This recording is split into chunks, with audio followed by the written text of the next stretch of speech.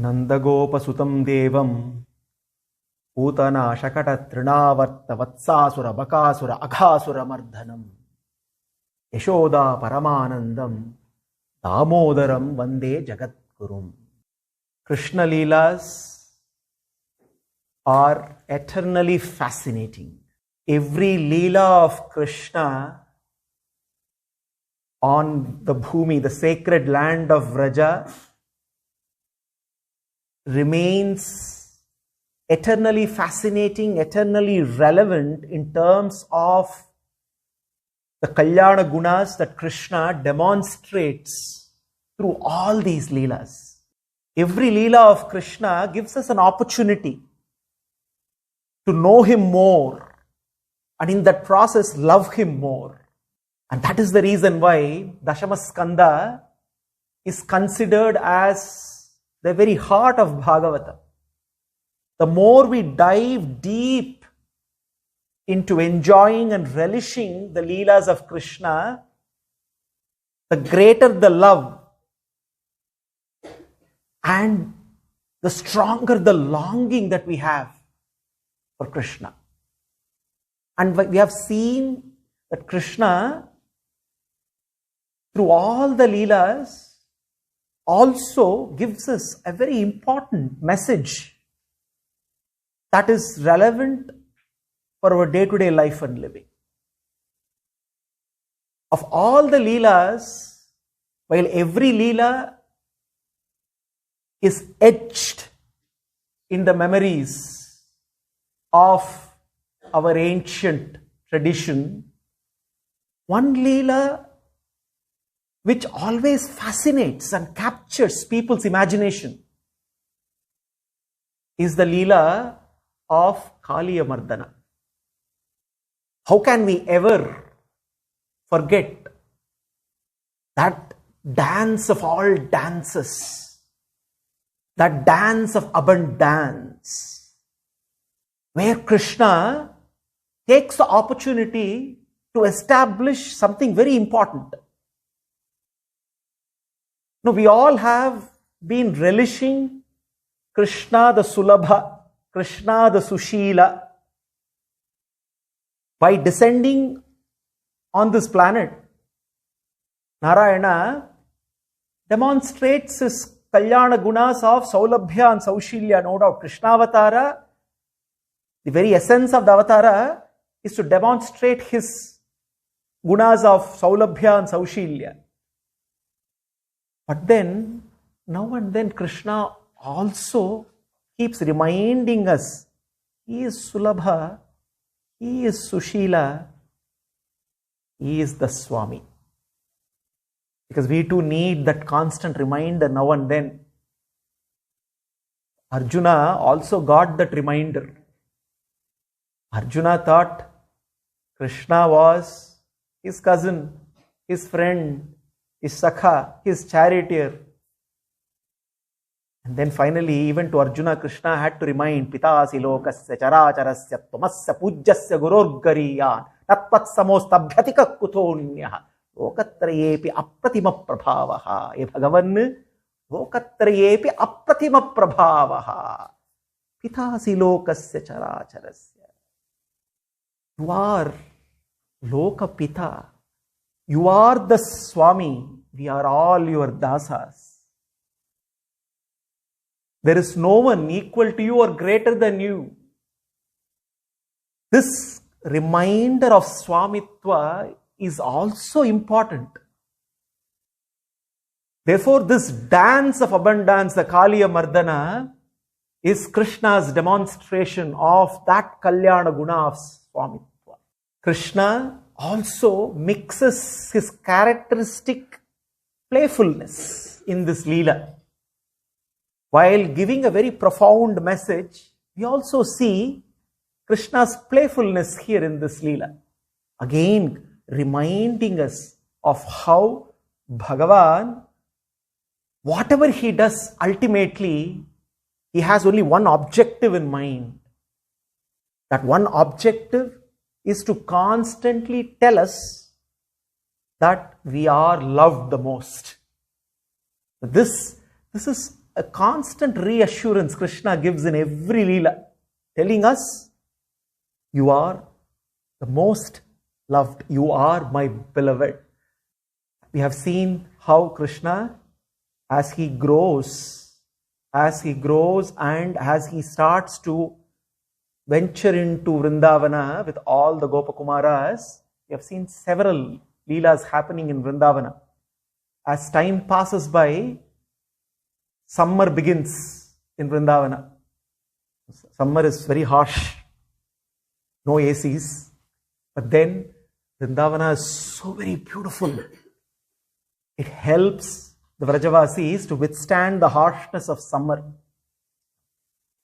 Summer has to be endured in order to relish the next season of Sharad Ritu, which is very, very special in Vrindavan.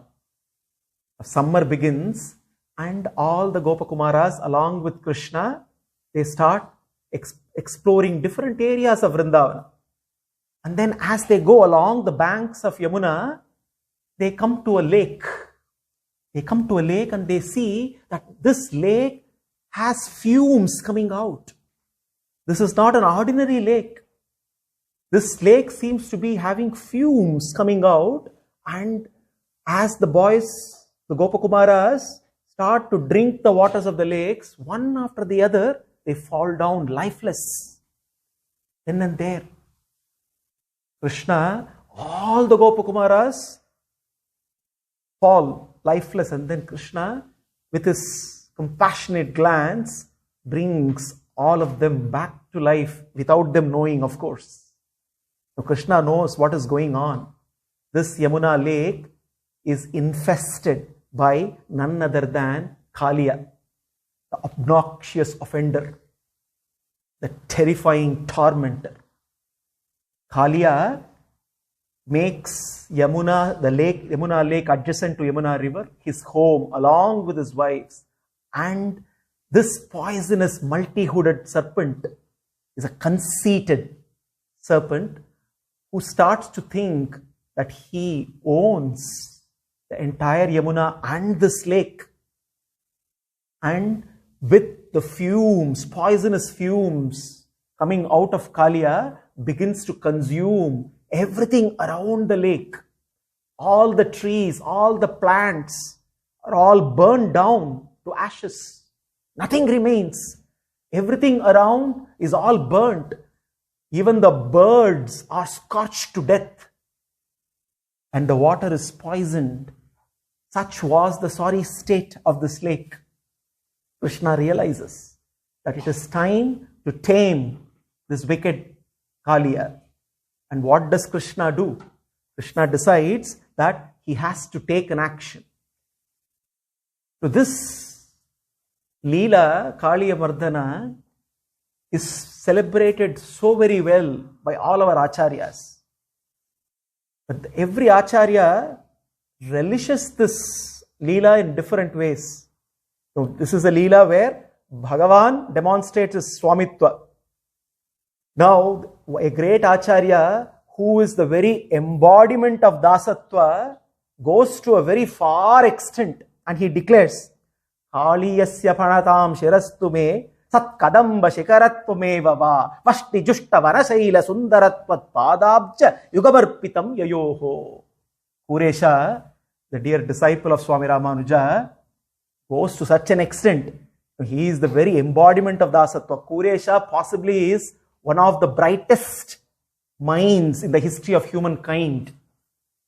The most illustrious scholar that we can think of. He says, Hey Bhagavan, Kaliyasya panatam shirastu me sat kadamba shikaratvameva pashti jushta vanasaila sundaratvat padabja yugamarpitam yayoho. For the sake of the divine touch of your lotus feet, Hey Bhagavan, I wouldn't even mind to become Kaliya's head. Such was the Dasatva of this illustrious Acharya. Reminding again, repeatedly, as to how important it is to recognize Bhagavan's Swamitva. Krishna now realizes time has come to tame this terrifying tormentor. Shuka beautifully captures that scenario very vividly. tam chandavega vishaviryam avekshate. Tat chandavega vishaviryam avekshate dushtam nadim. Krishna realizes that this poison of Kaliya, this venom, has consumed the entire lake. The whole waters have become so very poisonous. And Khala Samyamana Avataraha, the one who has descended, who has taken avataras in order to subdue all the wicked forces. That Krishna, what did he do? He looked around, everything was burnt out. Not a single tree, but there was this one tree which was lush green, which was one tree which survived, not consumed by the venomous fumes emitting from Kaliya. Krishna kadambam adhiruhya tatot atigutungam ashpotya ghada rasano nyapatad vishode. One may think there was this kadamba tree. Krishna started to climb this kadamba tree. When Krishna started to climb this kadamba tree, all the Gopakumaras, they were all calling out, Hari, Hari. Krishna understood English also. They were calling out, Hari. Krishna thought, Hari, Hari. So he was climbing even faster to get into action. One may wonder, what is this Kadamba tree? Why it is green? Lush green when everything else is burnt out. It seems when the great Garutmanta, when he was carrying back the pot of nectar to his mother, Vinata, he happened to rest here and a drop of nectar Amrita fell on this tree, ensuring that it became immune to the toxic fumes emanating from Kaliya. But that Amrita, what is that Amrita compared to Amrita of Krishna's grace? Therefore, the real reason is not because of that Amrita, the real reason is Krishna's grace.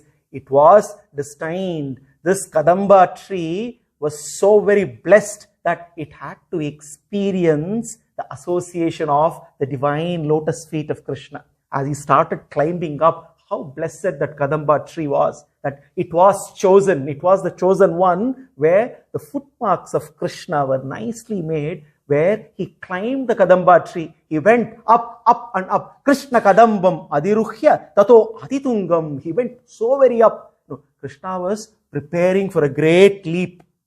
So if he has to take a great leap inside the water, he has to go up and up. So he climbed up the tree. And Shuka beautifully captures what Krishna did. Ashpotyaghada rasanaha nyapatad vishode.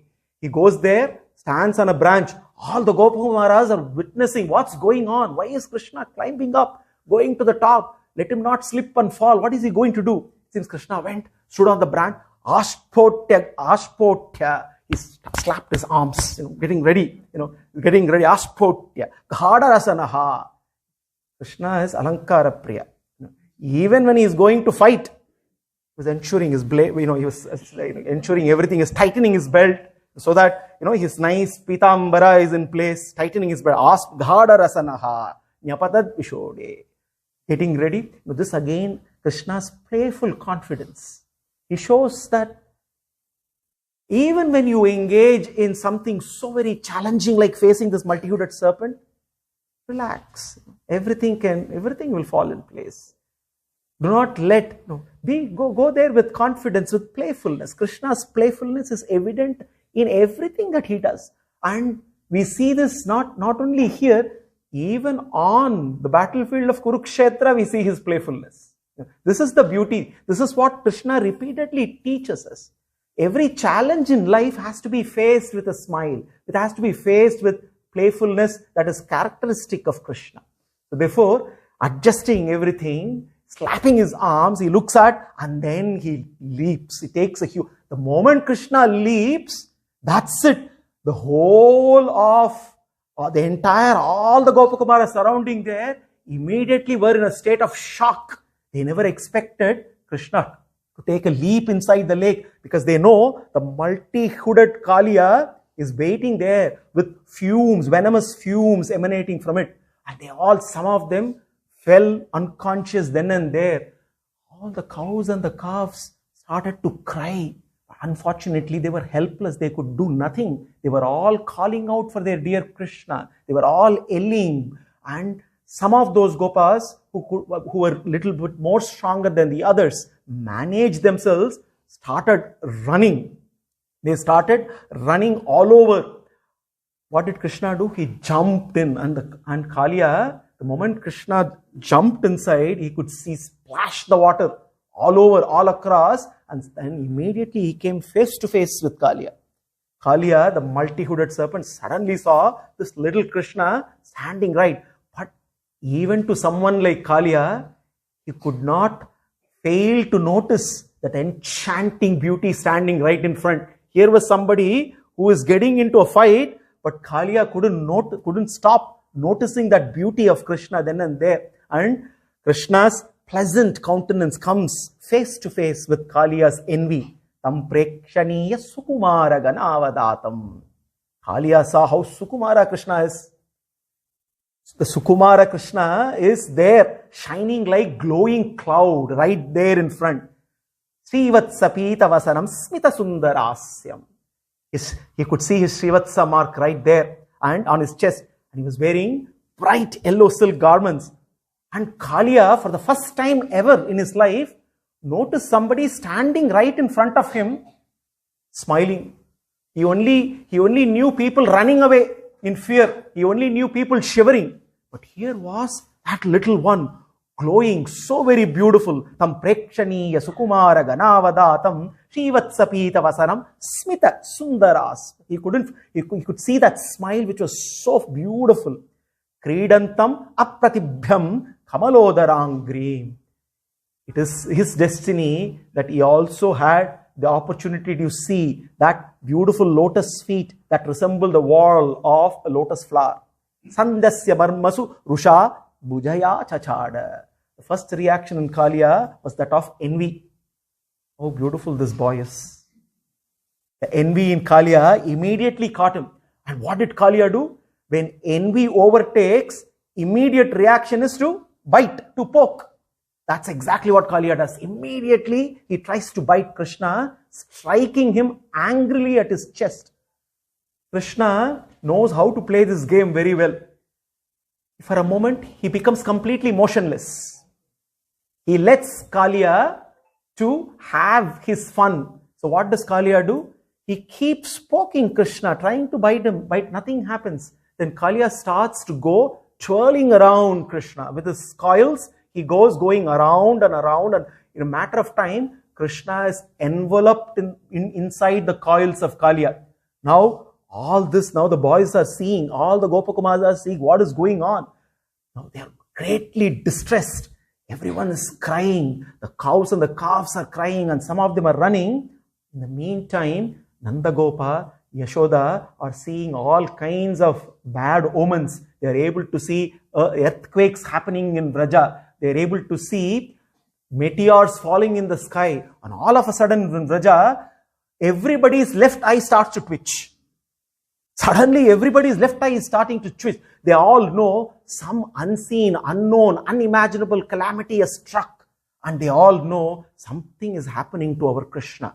And at the same time they see the boys, the Gopakumaras, coming running and announcing that something untoward has happened. Krishna is captured by Kaliya. Some Gopikas faint then and there. Some others are dragging them all along. And together with Nanda, Yashoda, all of them run towards. And how do they find them? And as they run along, they can see the glorious footmarks of Krishna with the emblems of Shankha, Chakra, Gada, Padma. And they know Krishna is very much towards this lake. They all now finally come. And what do they see?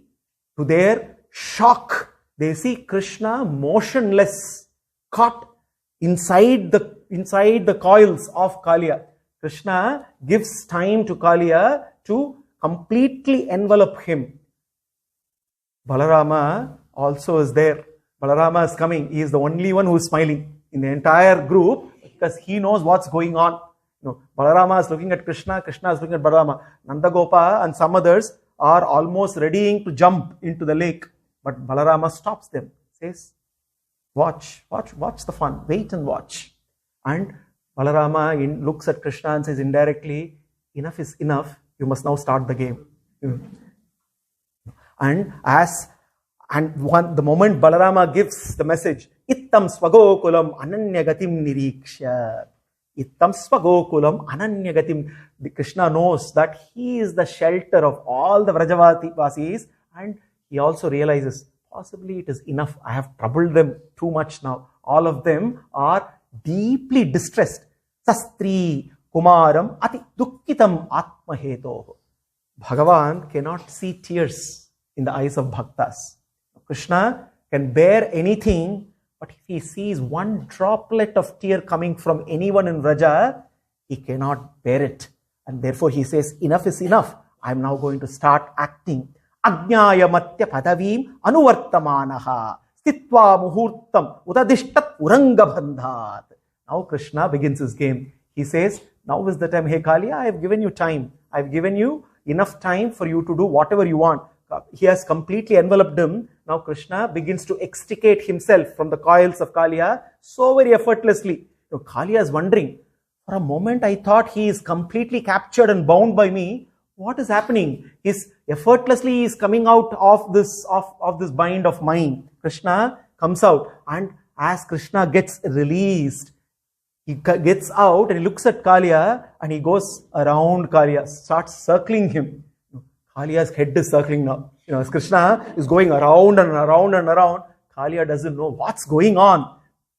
Evam paribrahma hataujasam unnatamsam anamyatat pritu shirasvat rudha adhyaha tanmurdha ratna nikara sparshati tamra padambujo akhila kaladi gururnanartha. Sukha wonderfully captures evam paribrahma hataujasam, having depleted Kaliya's strength. Half of Kaliya's strength is gone by just going around and around. His head was like going around, looking at Krishna, who was circling him, going around. Adhya, Krishna, the origin of everything. Unnatamsam anamyatat pritu shiraha adhirudaha. What did Krishna do? He caught Kaliya's shoulders. He caught Kaliya's shoulders, pushed them down, and he started to mount on his head. Again, a very important message. If those who don't bow down to Bhagavan, they will be made to bow down. Krishna, he is demonstrating his Swamitva here. If we do not bow down to him, he will in one way or the other make us bow down. Whether we realize it or not, again, that depends on our own spiritual maturity. Tanmurdharatna nikara sparshati tamra.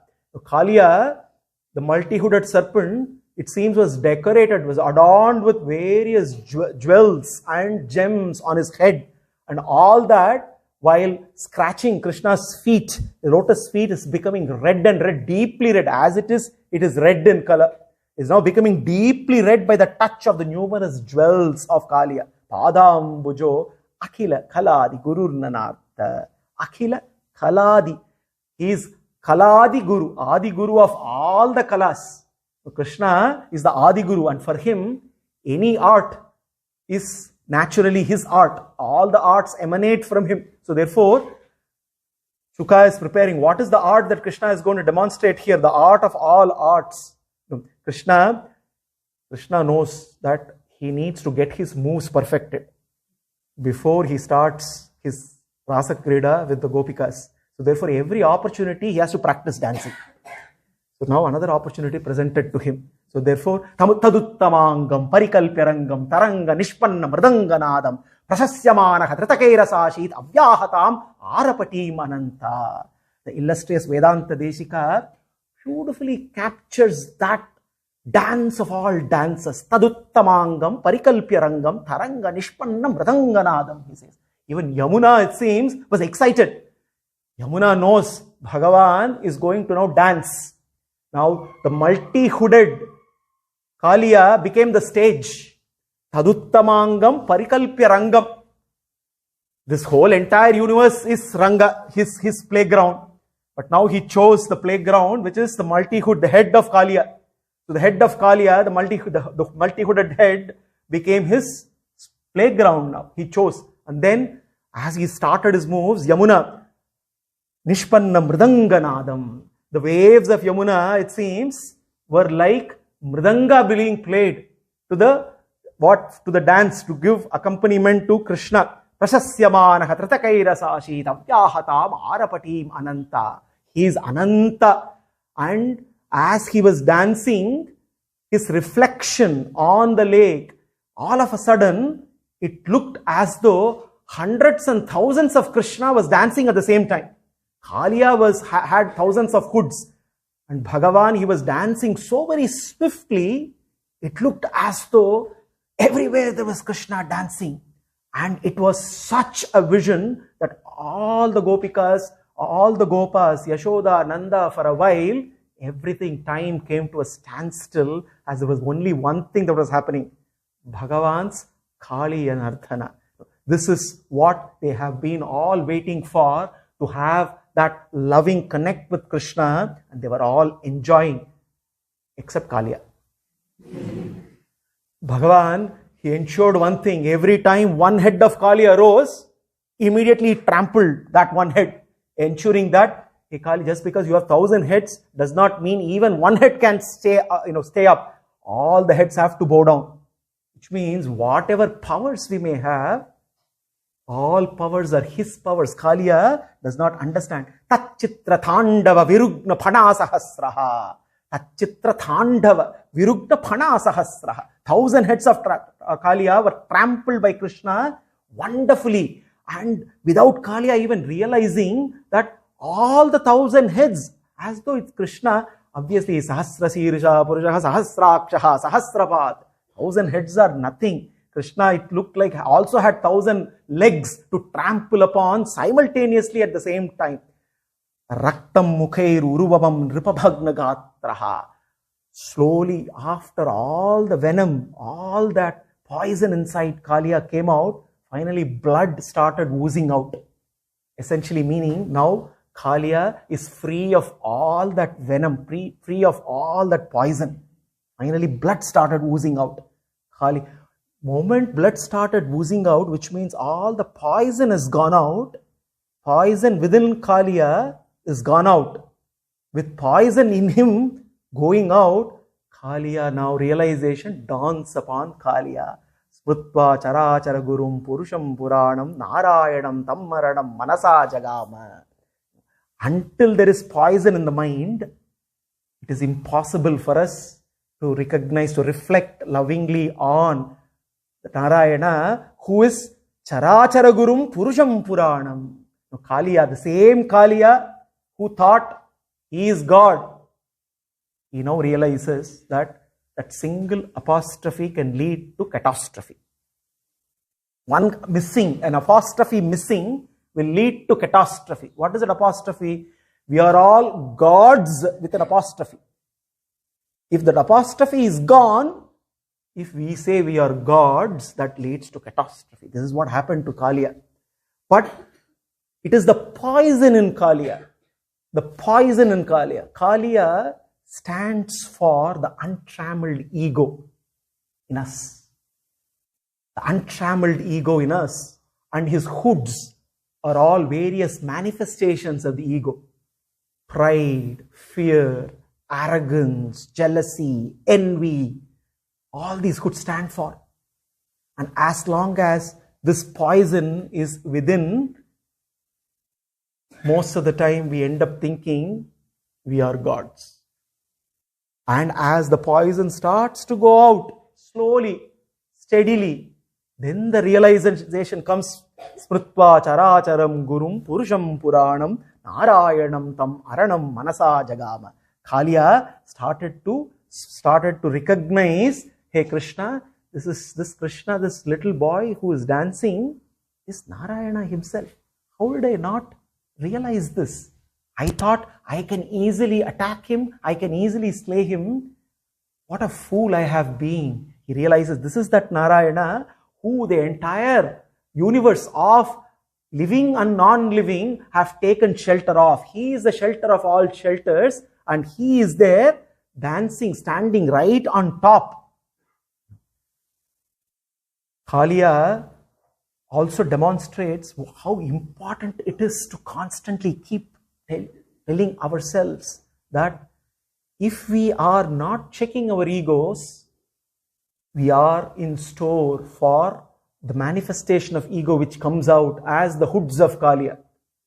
Our anger, our jealousy, our envy, everything is essentially manifestation of this ego. Even for those of us who are on the spiritual path, we have to be always cautious of this Kaliya within us. Because the danger is, ego can also misappropriate humility. One will become egoistically humble. Ego can also misappropriate servitude. Even in doing service, we start feeding the ego, saying, my service is better than somebody else's service. And in the process we miss out, we are serving Krishna. And Krishna is important, not what I do is important. Kaliya manifests in various ways, and constant reminder of Swamitva of Krishna is so very important. Now all of us are like Arjunas. When we look at Arjuna, thought Krishna is just his cousin. Krishna was just another Yadava. He did not realize until Krishna revealed Vishwarupa. That is when he realized, what did I all miss? If only I knew this way back when I was playing with Krishna. If only I knew this, the love that the Gopas had for Krishna, Arjuna did not have. The love that Gopikas had for Krishna, Arjuna did not have. Arjuna missed out on that opportunity. Gopikas were blessed, the Gopas were blessed. Even Arjuna, let's put it that way, then who are we? Even Arjuna was not as blessed as the Gopas and the Gopikas to know, to realize and experience Krishna. Therefore, as Krishna was doing that divine dance, and as Kaliya started to also realize its folly, the wives of Kaliya, the Nagapatnis, they were not able to bear the distress of Kaliya. They could see that Kaliya is now bruised, beaten, conquered, humbled, humiliated, and with blood oozing out. Now they know it is time for them to intervene and pray to Krishna. Tastam subhigna manasota puraskritarbaha kayam nidhaya bhuvibhuta patim pranemuhu. All the Nagapatnis got all their children right in front. They placed everyone came in front. Sadvyah kritanjali putaha samalasya bhartuhu mokshepsavaha shravanadham sharanam prapannaha. With kritanjalihi, with both the palms folded, all of them, sharanadam sharanam prapannaha. They all prostrated, taking the shelter of Krishna. Hey Krishna, you are Sharanagata Vatsala. We all surrender to you. All the Nagapatnis, we may all wonder. Kaliya has been brutally being beaten by Krishna, and all the Nagapatnis, instead of coming and asking Krishna, why did you do this? Why are you punishing our husband? Why are you doing this? They are all coming and prostrating to Krishna, and they are all offering prayers to Krishna. This is what happens whenever Bhagavan demonstrates that he is the Swami. On the battlefield in Lanka, when Rama demonstrated that he is the Swami, the same thing happened. Vyaktabesha Mahayogi Paramatma Sanatanaha Anadimadhyaha Nidanaha Mahataha Paramo Mahan Tamasaha Paramodata Shanka Chakra Gadadaraha. Lakshmana did not say this. Hanumanta did not say this. Angada did not say this. Vibhishana did not say this. Who said this? Mandodari said this. Mandodari came running. Ravana is killed, lying on the battlefield. Killed by whom? By Rama. Instead of blaming Rama, cursing Rama, he turns around and starts to pray. Yaktamesha Mahayogi Paramatma Sanatanaha. What Mandodari did, Nagapatnis are doing to Krishna. Kaliya is being brutally beaten, and all the Nagapatnis, and they together come and pray to Krishna. We have relished Kunti Stuti, we have relished Bhishma Stuti, we have relished Dhruva Stuti, we have relished Prahlada Stuti, we have relished Brahma Stuti, Shukha Stuti, Nagapatni Stuti as well. Nagapatni, we may think, Nagas, are they capable of composing a Stuti? They are also well versed with the Shastras. Nagapatnis coming together, they all address Krishna. Nyayohi, and this stuti is very, very, very special, very, very interesting as well. The way they start the stuti looking at Krishna and they say, Nyahyohi dandaha kritakilbishesmin. Hey Bhagavan, the punishment this offender has been subjected to is just. What you have done is right, hey Krishna. They say the punishment, this offender, they're looking at Kaliya and they say this offender has been subjected to certainly just. Tavavataraha kalanigrahaya. After all, you have taken avatara only for this sake. We all realize that, hey Bhagavan, in order for you to curb down the envious, to curb down the cruel, to curb down the wicked, this needs to be done. So therefore, we know what you have done is right. They are not like us looking at Krishna. Oh, Krishna, what is this? You cannot do this. You are wrong. Ripo sutanam api tulya drishtihi. You are so very impartial, Krishna. You are impartial to even to your enemies. Here, Kaliya was beaten badly and they are saying you are very impartial to Kaliya. How do we understand this? What we need to know is everyone is equal in God's eyes. But everyone is equal in Krishna's eyes, but Krishna is not equal in everyone's eyes. Everyone is equal in Krishna's eyes. Yes, he loves everybody equally. But he is not equal in everybody's eyes. For some, he doesn't exist. For some, he doesn't matter. He is inconsequential. For some, he matters as long as he keeps giving. When he seemingly stops giving, it doesn't matter. For some, he is the source and shelter. For the some, he is everything. So, depending on how people approach him, Krishna also reciprocates accordingly. He is impartial. He is reciprocating. He is not stone-like impartial. He is a loving person. He reciprocates in accordance. If somebody doesn't want to exchange love with him, he is okay with it. He patiently waits just as a witness until that someone transforms and then looks at him with earnestly seeking love. Until then, he remains a witness. Punishment, that is not Krishna's punishment. Punishment, retribution, is the law taking its own course. We all know famous people, politicians say law will take its own course. That is why law is there.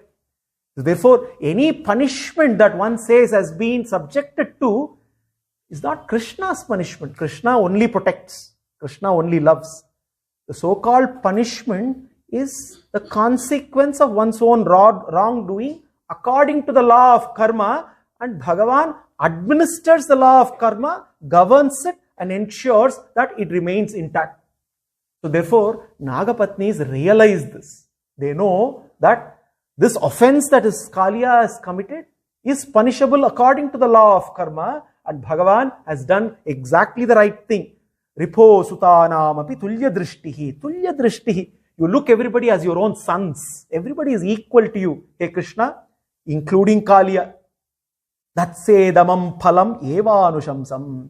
When you impose a punishment, we all think it's a punishment. It is ultimately for the benefit of the person who received it. Nagapatnis are saying this. Even when a pain is inflicted on someone, that pain is ultimately for the benefit of the one receiving it, because pain also is curative.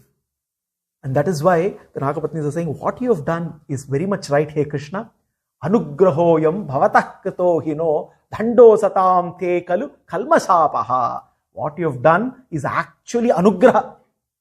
Your nigraha is actually an anugraha. People may see it as nigraha, but actually it is anugraha. That is why when Bhagavan says paritranaya sadhunam vinashaya cha dushkritam, vinashaya dushkritam is vinasha is also protection. Vinasha is not punishment. It is a protection garbed in a form where pain is inflicted on someone who deserves it in accordance with their own deeds.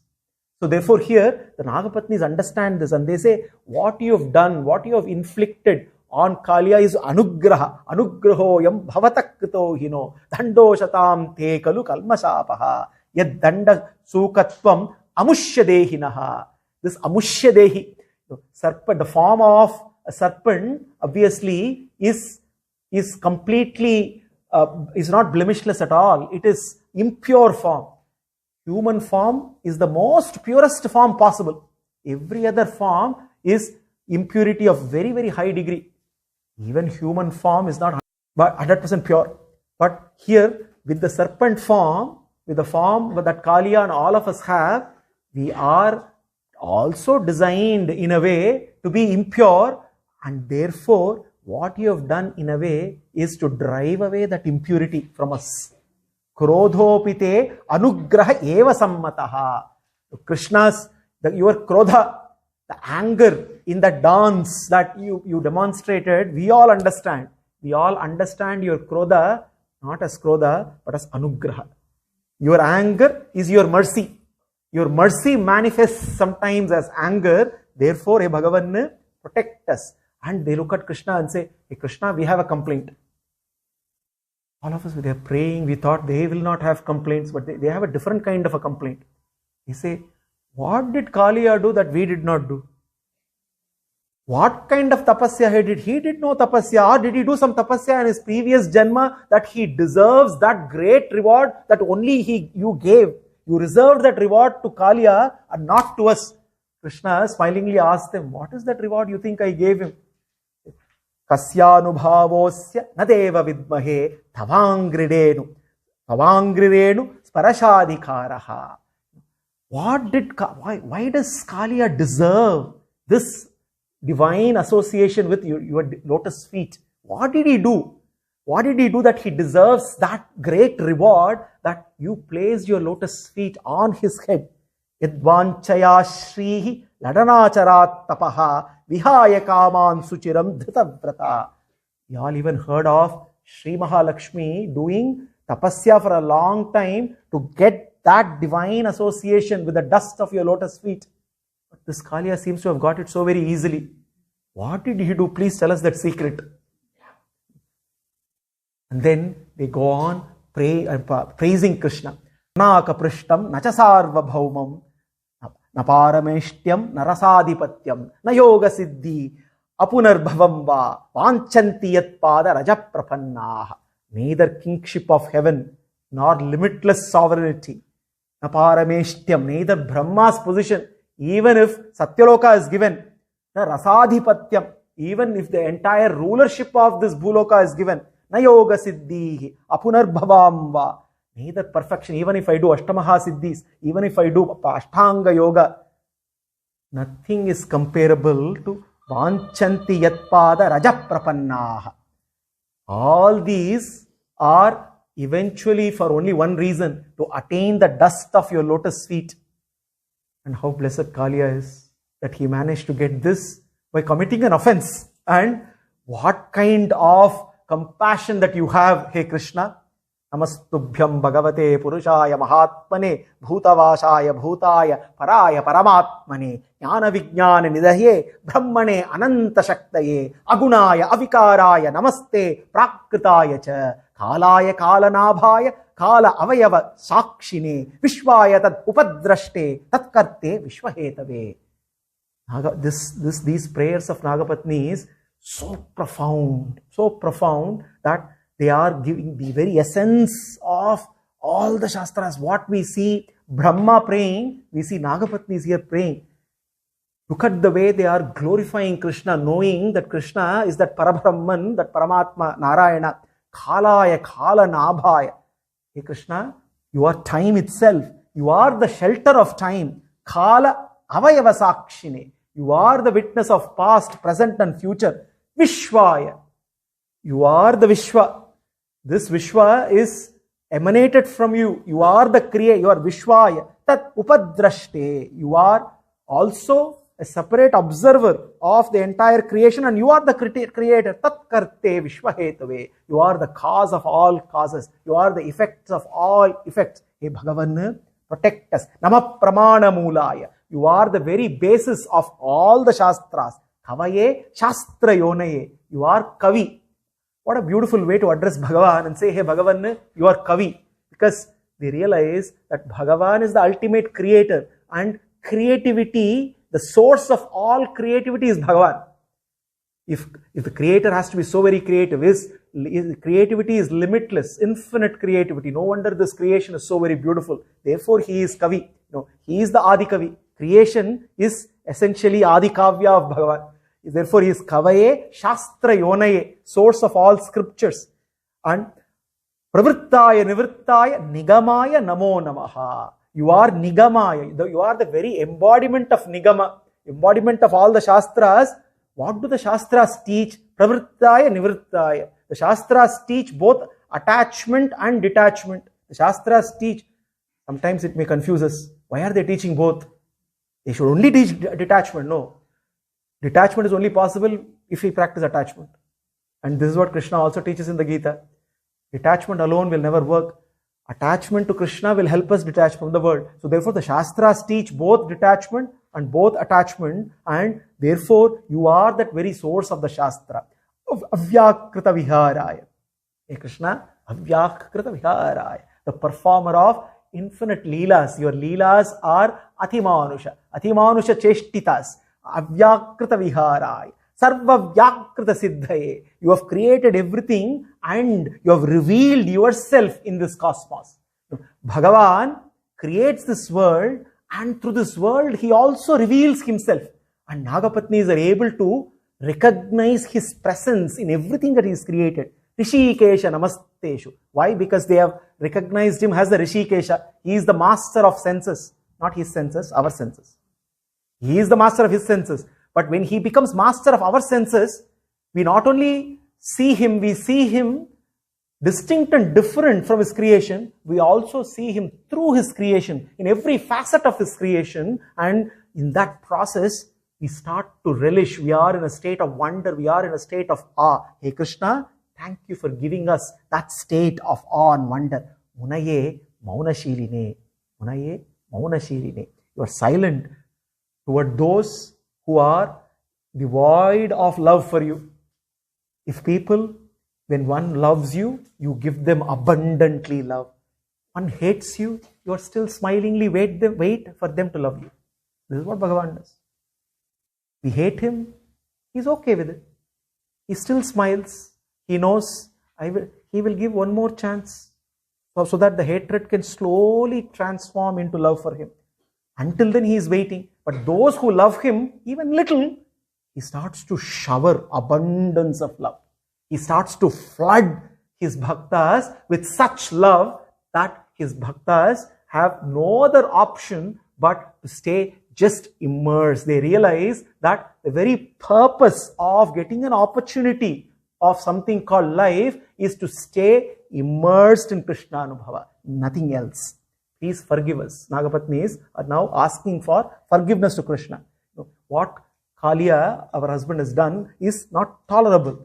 And you are the master and you can tolerate everything. And you have to be merciful. You are known for your compassion. You are Karuna Murti. Therefore, please forgive him.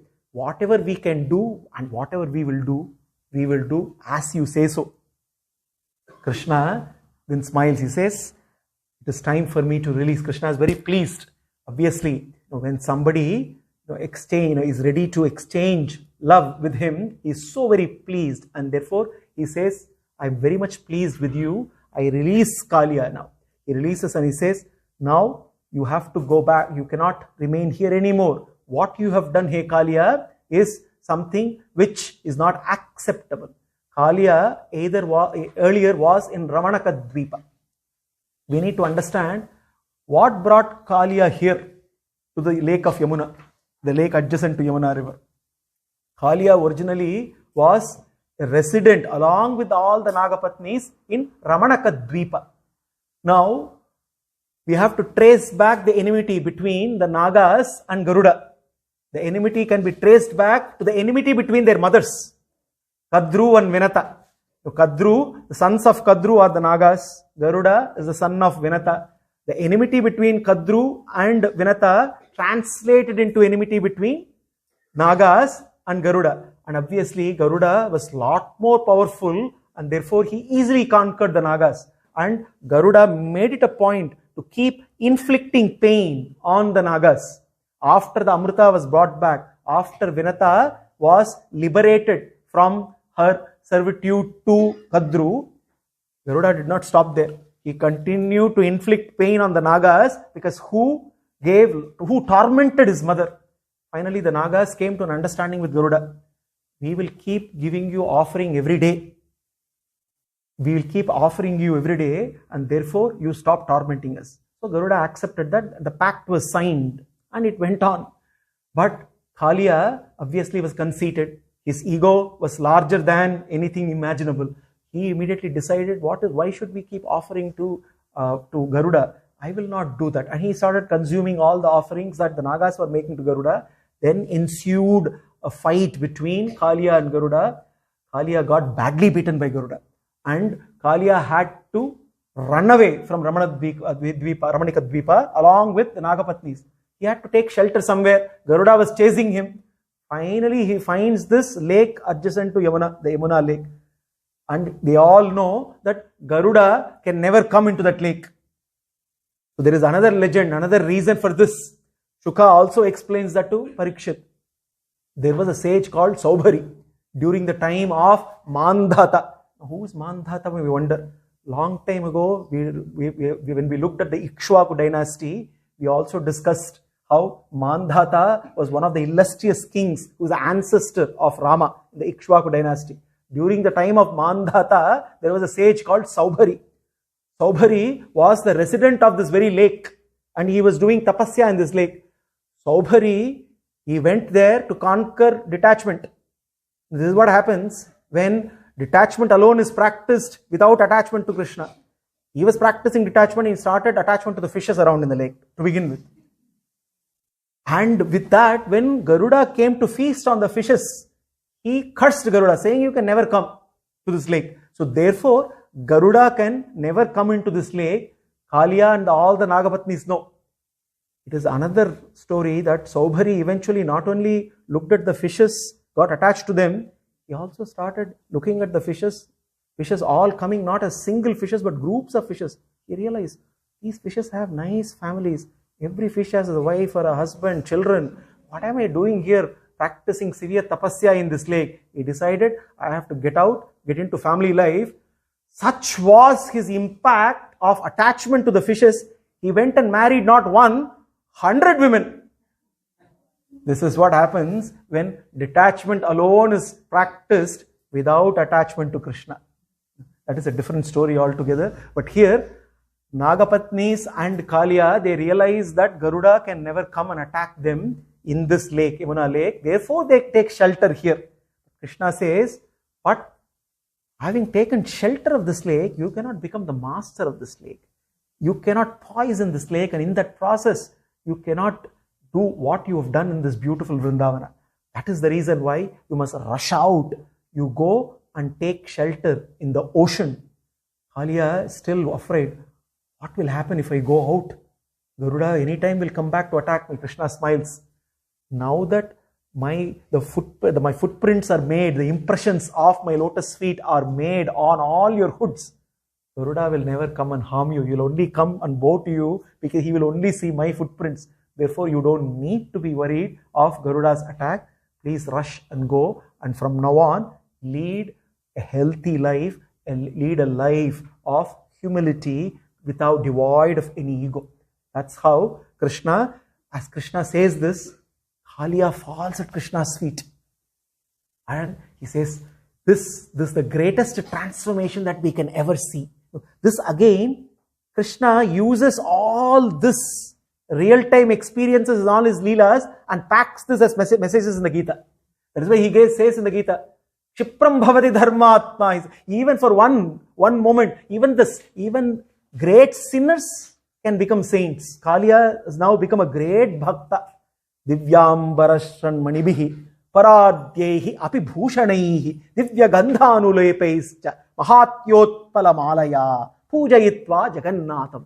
Kaliya offers Krishna, he starts to worship and he offers fine garments, divyambarashran, manibihi, necklaces, jewels, ornaments, scents, ointments, lotus garlands. Hey Krishna, please accept all this. Krishna is immensely pleased.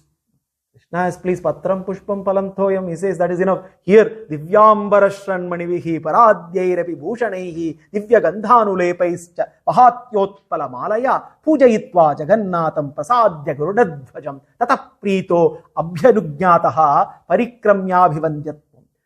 Parikrama, they do a nice parikrama and prostrating to Krishna, offering all this, all of them get out of the Yamuna lake and they all, as per Krishna's instructions, they go and they are now free from fear of Garuda and they all settle down in the ocean.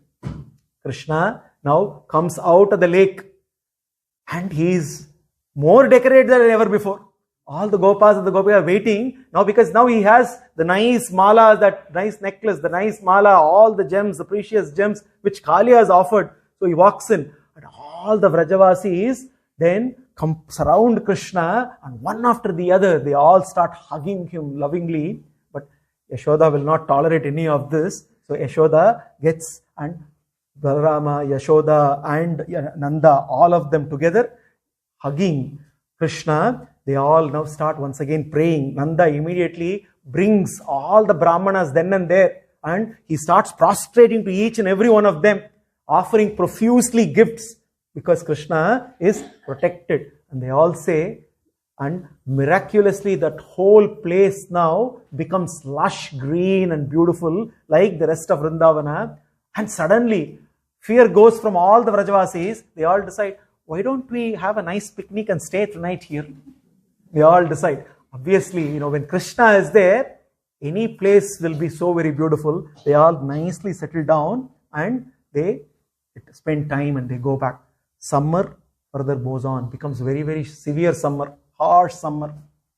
And one fine day, all the Gopakumaras are playing in Vrindavana.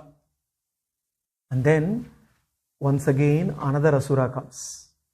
This Asura decides that I will trick Krishna, and one Gopakumara was missing that day. Missing that day was not there. So this Asura called Pralambasura. Pralambasura takes the form of Krishna's close friend. And all the boys are playing all kinds of games. Several games they keep playing, and all the while this Pralambasura, as a close friend of Krishna, is always either close with Balarama or Krishna, never going far. And Krishna notices, Krishna knows what's going to happen. And they all reach a place called Bhandiraka. Bhandiraka has a huge banyan tree. We will all visit that place. It's still being maintained, I believe.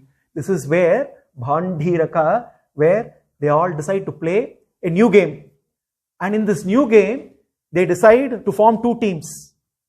And the two teams have to decide two captains. No guesses for who will be the captains of the two teams. Balarama on one side, Krishna on the other side. And the two teams have to now compete. Now, the rule of the game is whichever team loses, the losing team members, each of them have to carry one from the winning team. Carry on their shoulder and go around. Carry them all throughout. So they start playing and Krishna's team loses. Krishna losing, it never happens. Bhagavan, in the game that he plays, many a times also makes us feel that we are also winning all the time. So Krishna in Vraja also gives that sense of feeling to people who are competing with him that they can also win. So Krishna gets defeated, but there is a reason for this. Now Balarama's team has won. Now everyone in Balarama's team have to carry everyone from Krishna's team. So therefore, Krishna is carried by Sridhama. Then Vrishabha carries Bhadrasena and Pralamba is waiting. Immediately Pralamba jumps in. Pralamba is on Krishna's side. Pralamba jumps in and says, I will carry Balarama. So Pralamba is carrying Balarama, Sridhama is carrying Krishna, and Vrishabha is carrying Bhadrasena, and so on. And as they all carry and go everywhere, Pralamba decides this is the time now to put an end to Balarama first. Once Balarama is eliminated, then I will take care of Krishna. So slowly and steadily, Pralamba starts to gain distance from the rest of the Gopas. Carrying Balarama slowly and steadily. After all, he is an Asura. Carrying Balarama was very effortless for him. So carries Balarama and starts slowly gaining pace, running. After a while, they are not to be found. Now Balarama now realizes, initially he acts as though he is in fear, because Balarama also has to play the game like Krishna. He gives an impression to Pralamba that he is in fear, and Pralamba starts to run. And as Pralamba starts to run, Balarama starts to grow in size. Obviously, he is Adisesha, who is carrying the entire burden of Brahmanda. As he grows in size, Pralamba is crushed with the weight of Balarama. And as Pralamba is calling out, Balarama furiously strikes Pralamba's head. And then and there, Pralamba feels like a thunderbolt hitting him. Then and there, he collapses and dies. Gopas are all astonished. They all start jumping, dancing, celebrating, going around the victory of Balarama over Pralamba. They realize Pralamba, after all, this boy was not the Gopakumara who was absent that day, and he is none other than Asura. Again, another Leela where we see Balarama getting an important role to play. Pralambasura stands for an inclination in our heart for enjoyments, for pleasures. This inclination seems like our good friend, just like how Pralamba, when he takes the form, seems like a good friend. Now, we may all say, this inclination to enjoy life has to be a friend, isn't it? Life has to be enjoyed after all. So this inclination to have pleasure, the inclination to have this enjoyments in life, which seems like friend, but it is a friend which is essentially an enemy camouflaged as a friend, because this so-called friend will remove the actual friend from our heart out.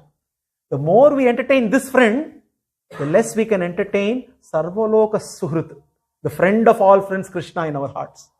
If this friend, if this Pralamba remains in our heart, we keep entertaining this friend, forgetting our true friend. Our true friend will still remain waiting. But this friend, in the process of entertaining this friend, we will only remain frustrated all the time, because this so-called friend, this inclination to enjoy, will make 100 promises, and every promise will lead to frustration, because every pleasure, every sense enjoyment in this life will always end with disappointment, frustration, and eventually anxiety and stress. So therefore, Pralambasura, if there is a question to ask, if the inclination to enjoy is not the friend, do the Shastras say this world is not for enjoyment? Gita and Bhagavatam, we see a very important lesson. This world is not meant for enjoyment, because if the objective in this world is to go after only enjoyment, we are only setting up ourselves for failure, because this is not a place where we belong. Where we belong is where there is eternal enjoyment awaiting us. This world, if it is not a place of enjoyment, what is this place for? It is a place for treatment. All that we need to do is be good patients and go through proper treatment with all the prescription that is given. Luckily for us, the medicines, the procedures, the practices that are given by the universal doctor are also enjoyable. So therefore, in the process of getting treated, we can also enjoy. So therefore, we can be enjoying patients and eventually reach a state of eternal enjoyment. Therefore, Pralambasura must be killed. Krishna will not kill it. Adisesha Avatara, Balarama will kill it.